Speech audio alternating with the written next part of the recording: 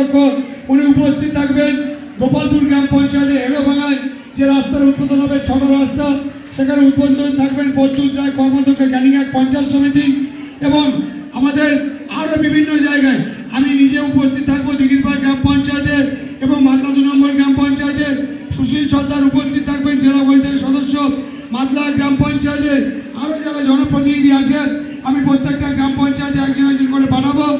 এবং আপনাদেরকে বলবো যে আজকের যে রাস্তার যে পথশ্রী উদ্বোধন, আমরা চাইব যে আগামী দিন আরও যে রাস্তাগুলো বাকি আছে, ক্যানিং পশ্চিম বিধানসভার অন্তর্গত ক্যানিং 1 নম্বর ব্লকে সমস্ত রাস্তা কংক্রিট, সমস্ত এলাকা আলো আলোকিত হবে, কোনো কাজ আর বাকি থাকবে না।